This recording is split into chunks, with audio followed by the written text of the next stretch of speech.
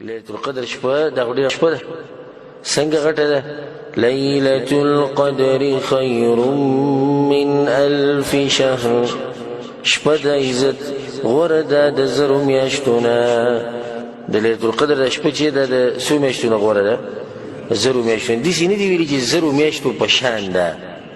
بلکې د زرو میاشتونه غوره ده یو سړی په دې شپه کې عبادت وکړي د رب العالمین نو لکه ده چې تقریبا 4 کاله د الله سبحانه وتعالی عبادت وکړو یو سړی 2 رکعته لمونځ وکړي په دغه شپه نو لکه ده چې 4 کاله د 2 رکعته لمونځ وکړو څومره غټ اجر دی بلکې د هغې نه غوره دی 4 کالو نه غوره دی د عمل د دومره اوچته شپه ده اوچتوالي وجه لري چې په دې کې قرآن نازل شوی او دا د فایدې لپاره چې یاد ساتي د مخکیني کتابونه چې کوم دي د نورو امتونو ده دا په روژه کې نازل شوي روژې د میاشت یې د ډېره اوچته میاشت ده د قرآن په کې هم نازل شوی دی او د مخکیني کتابونه چې دي دا په کې هم نازل شوي رسول صلی الله علیه وسلم د دې شپې مبارکې وایي فيه ليلة خير من 1000 شهر وی د رمضان په میاشت کې یو شپه راځي چې هغه د زرو میاشتو نه غوره ده من حرم خیرها فقد حرم څوک چې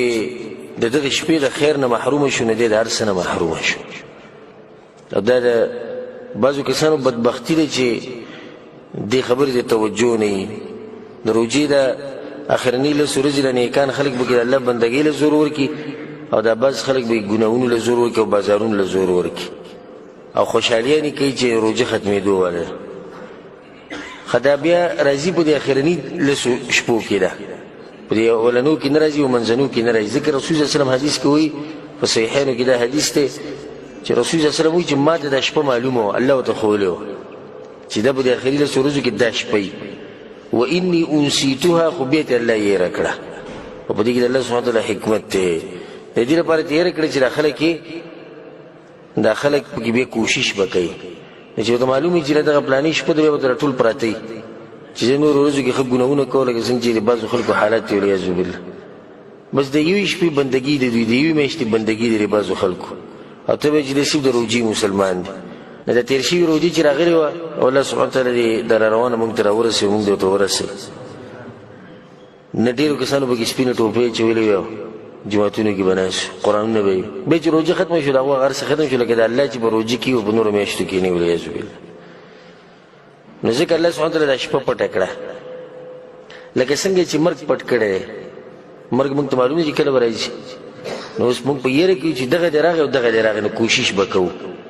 قیامت یې زموږ نه پټ کړی چې موږ کوشش وکړو